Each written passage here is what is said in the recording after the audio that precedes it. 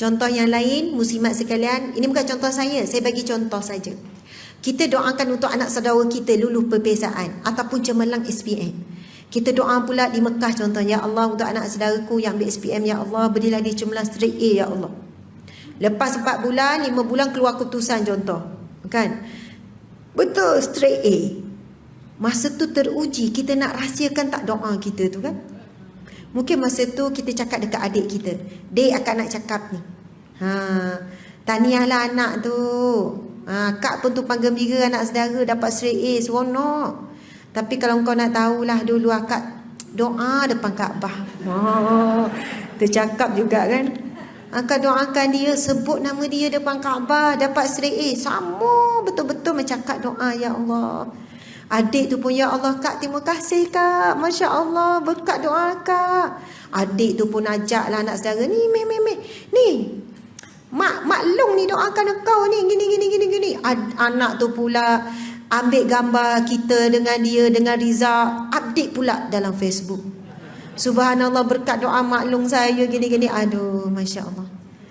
Sebenarnya kan doa yang dirahsiakan itu pahalanya begitu hebat. Allah akan uji kita. Lagi-lagi kalau doa itu nampak makbul, kita rasa nak cakap, kita rasa nak bagi tahu.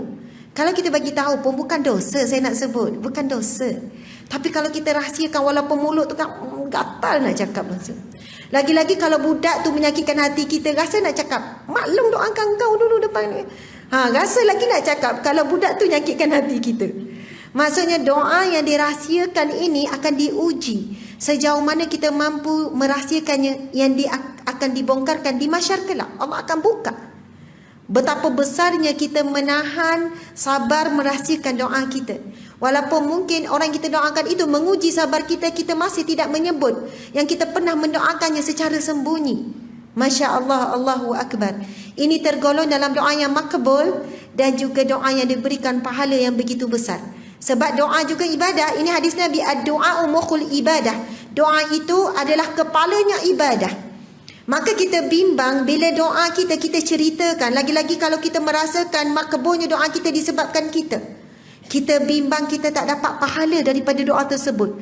Yang kita dapat riak, berbangga dengan doa kita, ujub, rasa kagum dengan doa yang dimabulkan. Rasa kau jangan main-main, doa aku makbul. Kau jangan main-main, mulut aku masin. Itu ayat aku cakap macam ni, jadi sungguh. Masya Allah, na'udzubillahi min zalik. Takut itu satu tipu daya. Okey, sekarang pergi bab yang kedua, iaitu muka surat yang kelima, kemuliaan akhlak. Bismillahirrahmanirrahim.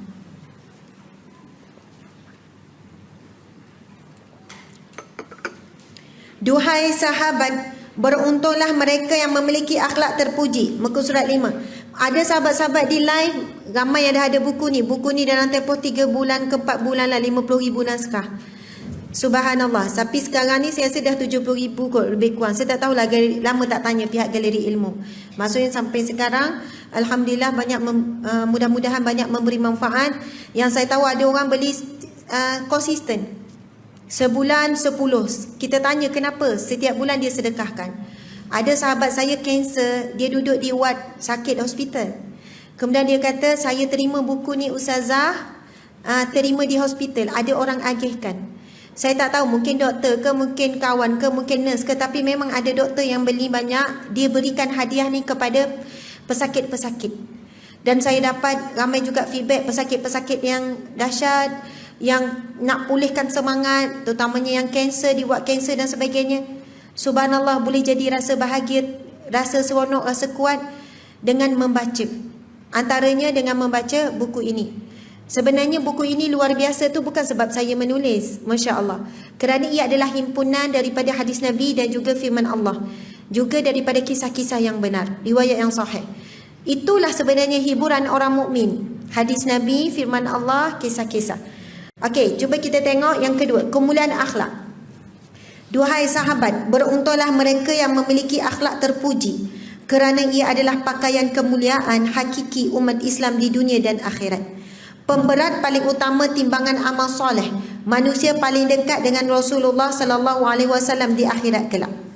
Ini semua ni adalah daripada hadis Nabi sallallahu alaihi wasallam. Nanti kita baca. Anda bukan sesiapa, tiada apa, bahkan mungkin hina pada manusia. Ini status FB saya ni sebenarnya. Saya tuliskan, maksud saya, kita ni mungkin bukan sesiapa. Kita mungkin tidak ada apa-apa. Bahkan mungkin kita kadang-kadang hina pada manusia. Namun dengan akhlak terpuji, insya-Allah anda paling mulia di sisinya. Sedarlah perkara yang menggambarkan tentang diri kita pada pandangan Allah dan manusia adalah akhlak. Sikap, budi pekerti, budi bicara, budi bahasa dan budi tulis. Maksud apa yang kita tulis? Bukan berapa banyak Al-Quran dan hadis yang kita hafal dan dibaca. Ketinggian ilmu, latar belakang pengajian, keturunan, pangkat, harta, pakaian, rumah ataupun kereta.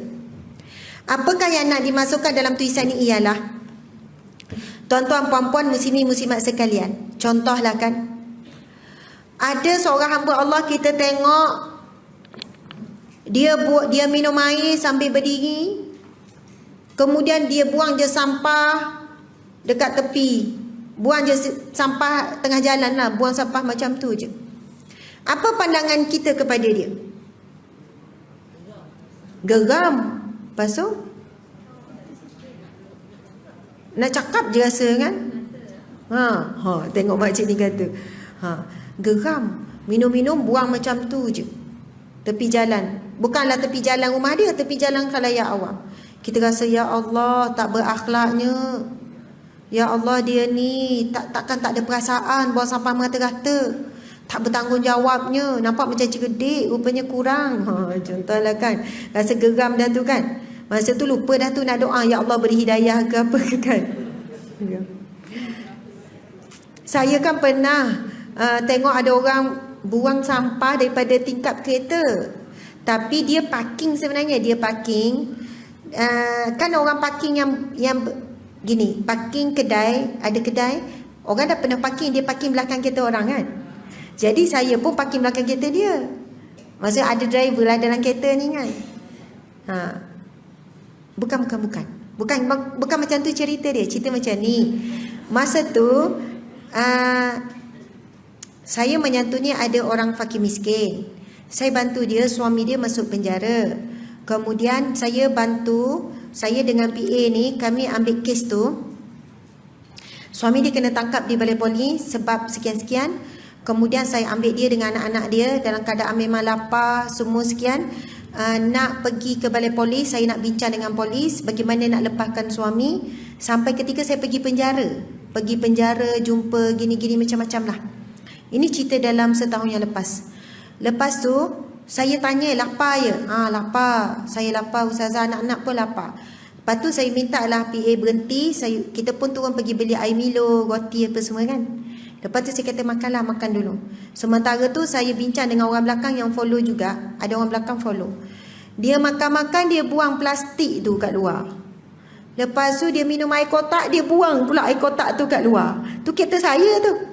Kan? Dia duduk belakang dengan anak dia kan. Lepas tu saya kutip, saya bagi balik. Saya kata, Kak, kenapa akak buang sampah macam ni Kak? Dekat luar macam ni Kak? Lepas tu dia kata, Ustazah, tak boleh Tak boleh ke? Saya kata, memanglah tak boleh. Dia tanya balik saya, berdosa ke? Saya kata, dosa kecil ni, dosa kecil. Lepas dia kata, tahu tak dia jawab apa? Dia kata macam ni, Ustazah, kan ada petugas kutip sampah tu. Bukankah itu kerja dia orang ke? Lepas tu saya kata, akak tanya ni memang akak betul-betul tak tahu ke? Dia kata, lepas tu saya kata, Kak, dosa kecil. Dalam kita mengotorkan alam, kita mengotorkan sekian-sekian, kita ni, dan kalau akak tak buang sampah mata-mata, akak dapat pahala. Akak simpan, turun tong sampah dekat depan tu, jangan tunjuk contoh pada anak-anak akak ni. Dia tua setahun 2 tahun macam tu daripada saya. Lepas tu dia minta maaf ustazah, saya betul-betul tak tahu. Saya ingatkan tak ada masalah buang sampah macam tu. Sebab saya faham ada orang bersih-bersihkan tu. Dia pun, saya nak cakap, masa dia cakap tu dia bukan buat-buat. Masa tu saya sedar, ada sungguh ya orang yang tak tahu, yang tak boleh fikir. Lepas tu bila saya kenal dia memang hidup susah, dibesarkan dalam keadaan begitu, sekian-sekian.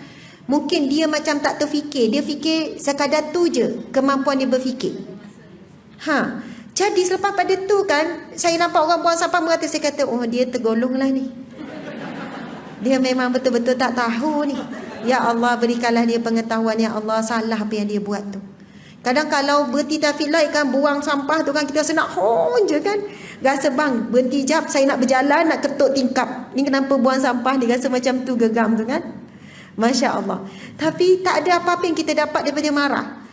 Ya Allah, berilah dia rasa bersalah. Doa macam tu lah. Ya Allah, berilah dalam hati rasa bersalah, buang sampah, mata-kata kot tingkap. Bukankah doa secara sembunyi kepada saudara itu doa yang makbul? Dan mudah-mudahan dengan itu tak ada zuriat keturunan kita yang buang sampah mata-kata macam tu dan orang marah pula ke cucu kita. Subhanallah, Allahu Akbar. Tak ada apa yang kita dapat daripada marah, menghemburkan kata-kata, melainkan na'udzubillah, keburukan itu datang kepada kita, na'udzubillah. Walaupun benda tu jelas buruk macam tu, kita kata memang layak dimaki, ustazah. Ya, tetapi fikirkanlah tentang hati kita, diri kita. Kita tak kenal pun orang yang depan tu, duduk depan tu, naik dalam kereta tu. Ya Allah, berilah dia rasa bersalah. Ya Allah, berilah dia ilmu pengetahuan, ya Allah. Doa itu doa yang makbul, kembali semula kepada kita. Bukan pada kita, untuk zuriat keturunan kita juga. InsyaAllah. Allahu Akbar.